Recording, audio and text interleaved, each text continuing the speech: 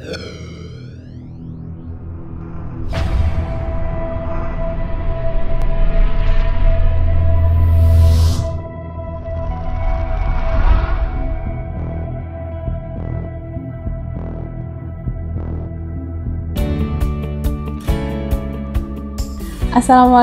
warahmatullahi wabarakatuh. Selamat pagi dan salam sejahtera untuk kita semua.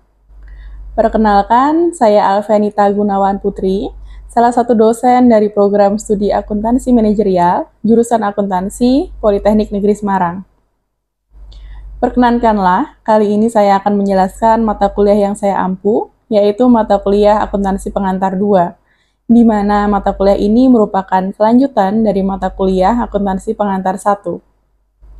Mata kuliah ini membahas setiap elemen dalam laporan keuangan, dari pembahasan mengenai kas, piutang, hutang, investasi, hingga mengenai korporasi, laporan arus kas, dan analisa laporan keuangan. Mata kuliah ini memiliki bobot sebesar 3 SKS. CPMK mata kuliah ini yaitu mahasiswa diharapkan mampu menjelaskan definisi setiap elemen dalam laporan keuangan, mengidentifikasi, mencatat peristiwa ekonomi yang mengubah setiap elemen dalam laporan keuangan sesuai dengan standar yang berlaku, dan akhirnya mampu menyusun laporan keuangan serta menganalisisnya. Berikut ini merupakan beberapa referensi yang digunakan dalam mata kuliah ini. Beberapa pokok bahasan yang akan dibahas dalam mata kuliah akuntansi pengantar 2 ini diantaranya yaitu pengantar akuntansi 2, ruang lingkup akuntansi, kas dan bank, investasi obligasi, investasi saham, piutang, persediaan, aktiva tetap, dan perusahaan manufaktur. Berikutnya merupakan proses cuplikan dari proses pembelajaran yang saya laksanakan di ruang kelas pada mata kuliah akuntansi pengantar 2, di program studi akuntansi manajerial, jurusan akuntansi, Politeknik Negeri Semarang, dengan pokok bahasan pengendalian internal dan kas. Selamat menyaksikan. Bismillahirrahmanirrahim. Assalamualaikum warahmatullahi wabarakatuh. Waalaikumsalam warahmatullahi wabarakatuh. Baik, kita ketemu lagi untuk mata kuliah di akuntansi pengantar 2, dan kali ini nanti kita akan membahas mengenai pengendalian internal dan cash. Mungkin sebelum kita memasuki sesi yang hari ini, saya minta untuk teman-teman berdoa bersama dulu. Boleh dipimpin doa? Ya, kita lanjutkan ya. Pengendalian internal dan kas. Mungkin dulu teman-teman udah pernah membahas mengenai pengendalian internal di mata kuliah apa sebelumnya? Ada di GCG ya. Di GCG kita pernah membahas mengenai pengendalian internal. Jadi nanti kita mungkin sedikit review dan mengingat kembali apa itu pengendalian internal. Dan juga kita akan membahas sedikit tentang kas, yang nantinya mungkin minggu depan kita akan lanjutkan kembali di penjelasan di kelompok 1. Yang pertama, pengendalian internal. Pengendalian internal adalah prosedur serta proses yang digunakan perusahaan untuk melindungi aset perusahaan, kemudian mengolah informasi secara akurat, kemudian memastikan kepatuhan pada hukum dan peraturan yang berlaku. Jadi memang yang kita tahu bahwa pengendalian internal ini pada dasarnya bukan untuk mencari-cari kesalahan ya. Seperti dulu kita udah pelajari bahwa ya pengendalian internal ini fungsinya untuk membantu manajemen, untuk meminimalisir resiko, kemudian meningkatkan performa, dan lain-lain. Masih ingat ada berapa komponen? Masih ada 5. Yang pertama, ada yang bisa jawab? Oke Mbak, namanya siapa? Dea. Yang pertama apa komponennya? Oke, yang pertama ada lingkungan pengendalian. Ya. Di sini sebelum kita masuk ke lingkungan pengendalian ya, memang tujuannya itu tadi. Yang pertama, melindungi aset. Melindungi aset karena yang namanya aset perusahaan itu sangat mudah untuk dilakukan pencurian atau penggelapan, dan juga sangat mudah rusak ya. Yang namanya aset itu kan rusak. Dan kita perlu yang namanya ada inventarisasi aset, yang mungkin bisa dilakukan setiap 5 tahun sekali. Meskipun pada kenyataannya nggak semua perusahaan sudah menerapkan itu. Gitu. Jadi banyak perusahaan itu yang tetap mereka itu mengabaikan yang namanya inventarisasi aset. Jadi ya banyak, bahkan beberapa daerah ya, mungkin ada beberapa daerah itu, kalau di daerah kan ada namanya SPI, P ya, P-nya itu pemerintah. Itu mereka kesulitan di inventarisasi aset, karena ya itu tadi, asetnya tersebar. Mungkin ada yang udah rusak, mungkin ada yang udah berubah kepemilikannya gitu. Jadi macam-macam. Kemudian yang kedua ada informasi bisnis akurat. Itu tadi menampilkan informasi bisnis yang akurat. Yang namanya sudah diaudit oleh internal pasti akan bisa memberikan informasi yang lebih memadai gitu. Bagi para pengguna laporan keuangan ya tentunya ya. Pengguna laporan keuangan dan juga untuk manajemen juga atau para stakeholder. Dulu kita pernah belajar ya stakeholder siapa aja gitu ya. Kemudian karyawan mematuhi hukum dan peraturan yang berlaku. Karena ini penting. Misalnya suatu perusahaan, ya dia harus memperhatikan peraturan-peraturan apa yang sudah diatur untuk perusahaan tersebut. Baik mungkin peraturan dari pemerintahnya atau peraturan di dalam perusahaannya itu sendiri dan lain-lain. Ya tadi yang pertama, tadi disebutkan ada lingkungan pengendalian ya. Pertama, lingkungan pengendalian. Kedua, oke yang kedua? Oke, yang kedua penilaian resiko. Yang ketiga? Oke, yang ketiga ada aktivitas pengendalian. Yang keempat? Oke, ada informasi dan komunikasi. Dan yang terakhir ada? Yang kelima, mungkin ada yang bisa jawab? Oke, yang kelima? Ada pemantauan. Yang pertama, lingkungan pengendalian. Dulu teman-teman udah belajar mengenai GCG. Bahwa yang namanya lingkungan pengendalian kan penting ya untuk perusahaan gitu ya. Gimana sih budaya perusahaan? Gaya manajemennya gimana? Apakah bosnya itu tipikal yang otoriter? Apakah kita punya lingkungan yang toksik? Karena makin kesini kita tahu ya generasi Z males kalau di lingkungan yang toksik gitu ya. Kalian masih generasi Z nggak sih? Masih ya, Gen Z. Nah, makanya lingkungan pengendalian itu adalah perilaku manajemen dan karyawan secara keseluruhan mengenai pentingnya pengendalian. Dan itu tadi ya, ada filosofi, gaya operasi manajemen, itu mempengaruhi lingkungan pengendalian dan bagaimana organisasi itu dikelola, termasuk bagaimana resiko kegiatan itu dikelola. Nanti kita masuk ke penilaian resiko. Makanya itu tadi, apakah kita bisa melihat ya, apakah perusahaan itu sudah diatur sedemikian rupa. Misalnya kita bisa lihat gimana, apakah ada struktur organisasinya, kemudian gimana job desk-nya, job desk tahu ya, job deskripsinya itu. Kemudian apakah ada tumpang tindih tugas? Jadi misalnya saya bagian keuangan, saya juga mungkin bagian apa ya, taruhlah HRD gitu ya, payroll dan sebagainya. Itu boleh nggak di perusahaan gitu? Karena kalau misalnya ada tumpang tindih gitu kan, ini ya meningkatkan kemungkinan untuk melakukan kecurangan ya. Kita jadi punya celah lah istilahnya untuk melakukan kecurangan.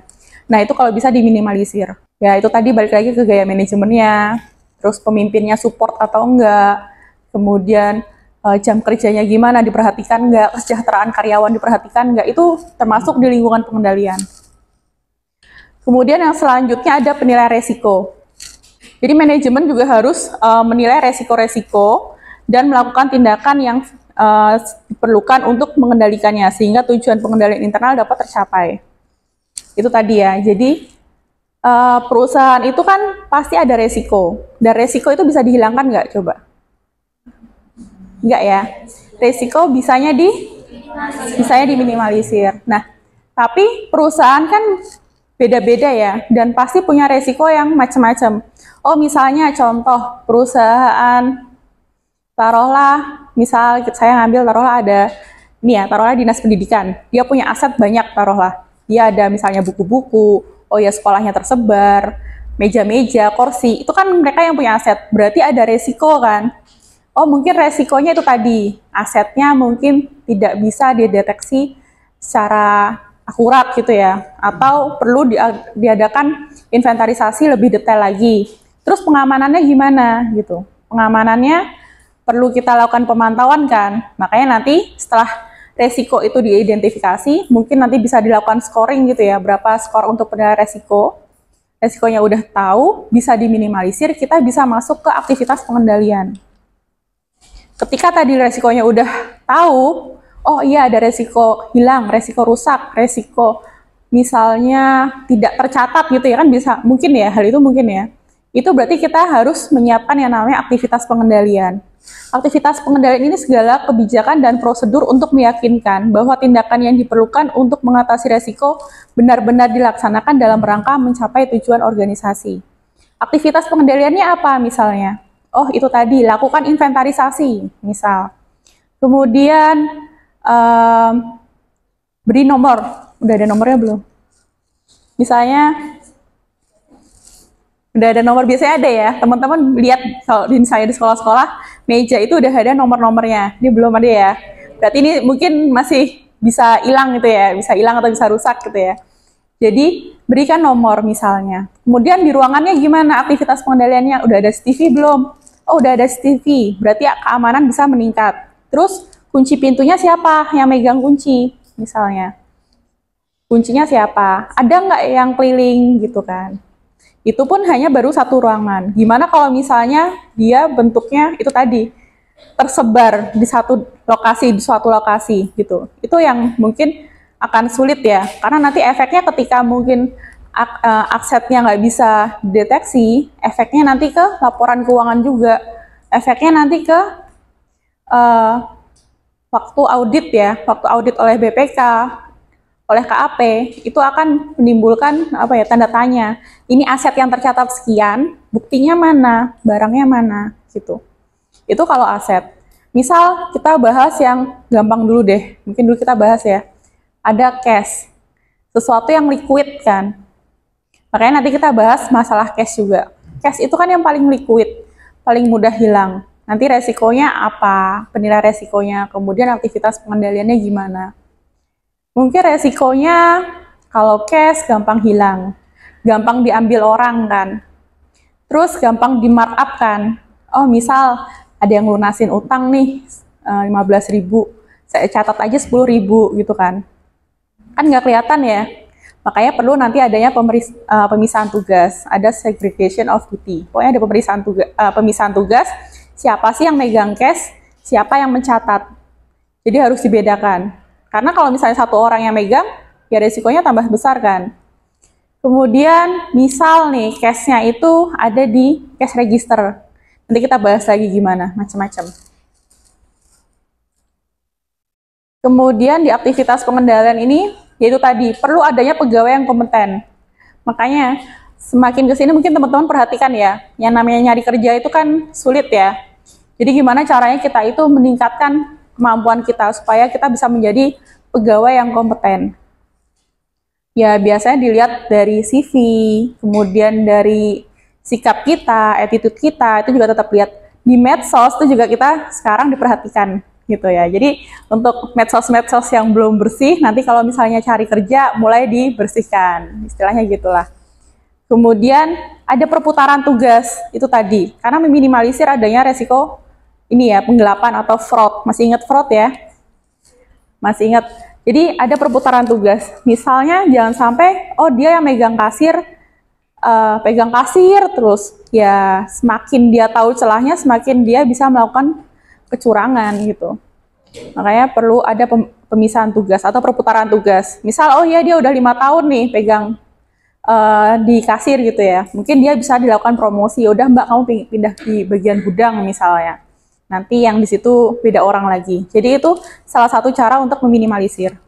Kemudian cuti wajib. Nah, cuti biasanya nih pegawai itu punya jatah cuti itu cuti tahunan ya, 12 kali 1 tahun.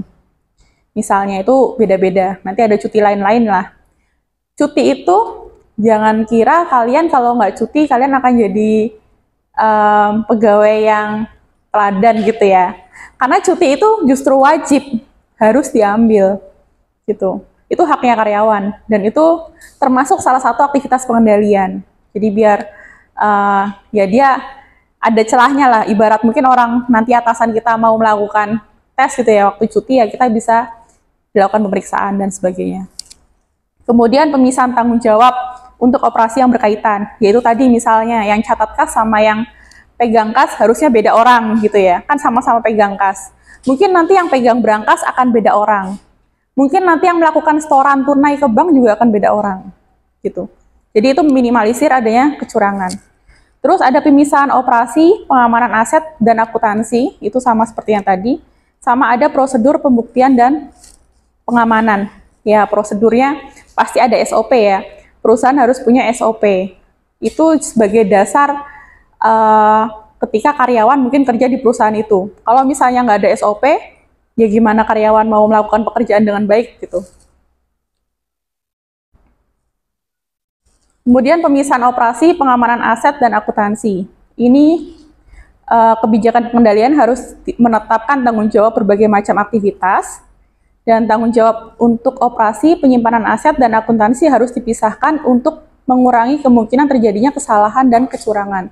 Seperti yang tadi saya jelaskan ya. Kemudian tanggung jawab untuk operasi yang berkaitan harus dipisahkan. Jika tidak, mungkin terjadi penyelewengan. Nah, ini beberapa contoh ya, adanya penyelewengan.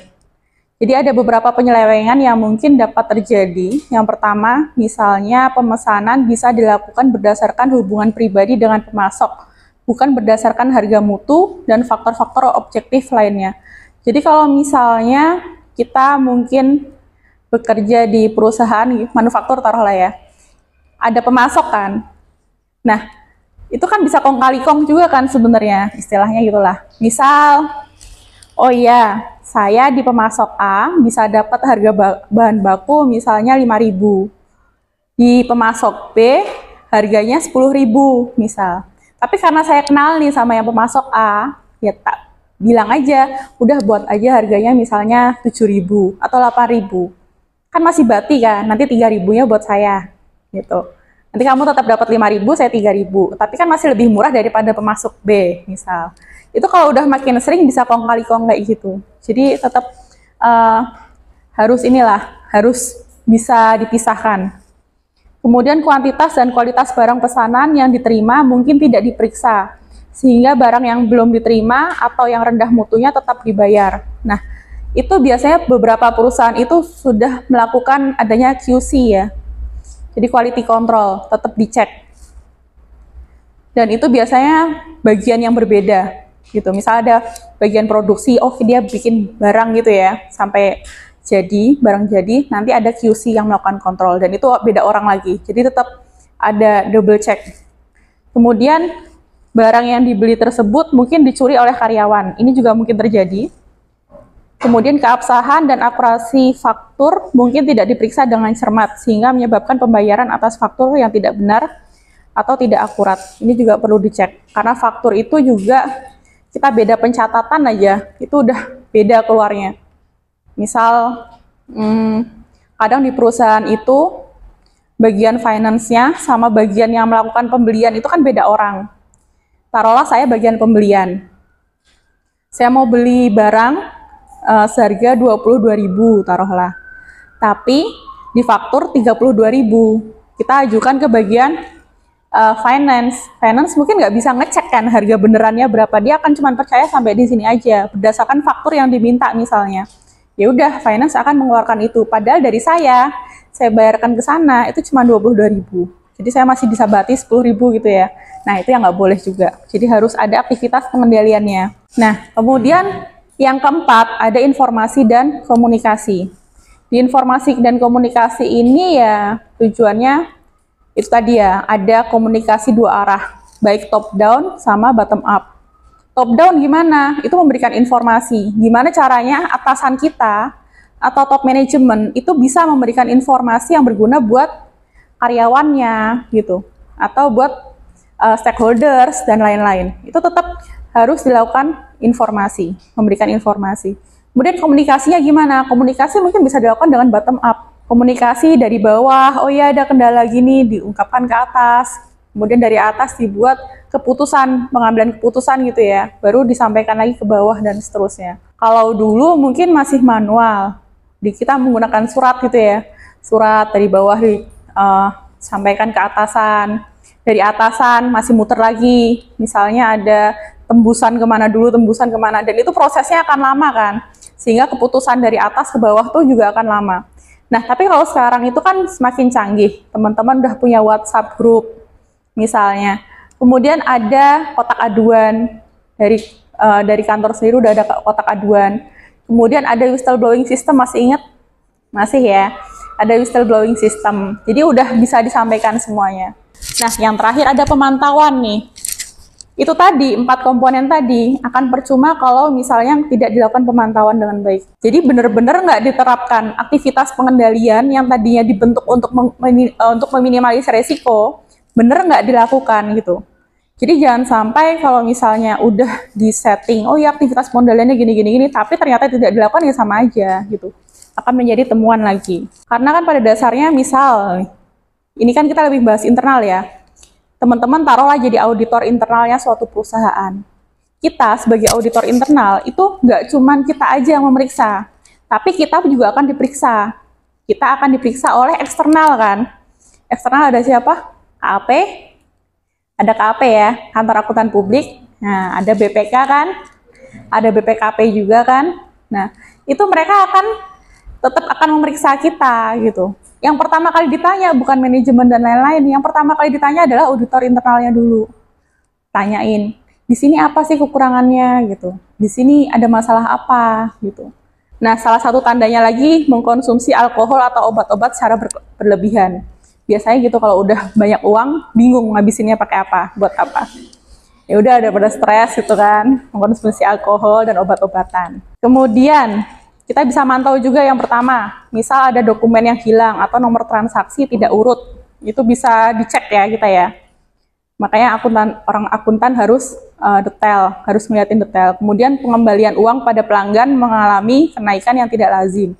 Ada perbedaan antara penerimaan tunai harian dan setoran yang ke bank. Nah, itu juga yang harus hati-hati. Ada keterlambatan pembayaran sama keterlambatan pencatatan transaksi. Itu tadi, misal saya dapat uang dari teman-teman di tanggal 3, taruhlah. Karena belum deadline nih, saya pakai dulu uang teman-teman. Nanti tunggu gajian saya tanggal 25 misalnya. Tanggal 25 saya gajian, baru tak ganti uang kalian buat taruh ke bank. Nah, itu yang nggak boleh. Jadi tanggalnya itu harus sinkron ya. Oke, tadi pengendalian internal, udah ada 5 komponen, mungkin nanti teman-teman bisa pelajari lagi. Sedikit saya membahas mengenai kas.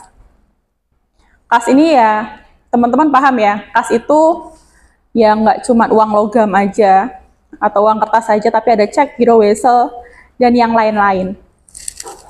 Kemudian, nah, tadi sempat saya singgung ada pengendalian atas kas. Jadi banyak perusahaan yang membutuhkan beberapa akun kas untuk membuka atau membukukan kategori kas dan dana yang berbeda.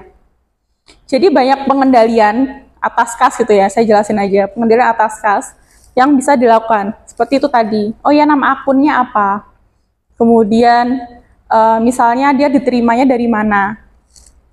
Makanya harus ada pengendalian preventif sama pengendalian detektif untuk melindungi kas dari pencurian dan penyalahgunaan, dan juga untuk itu tadi mendeteksi pencurian atau penyalahgunaan dan bersifat preventif. Jadi harus tetap cash itu dijaga. Misal di meja kasir ada cash register dan layar monitor menghadap ke sisi pelanggan yang menunjukkan angka penjualan, pelanggan, penerima struk, pembayaran yang dibayar.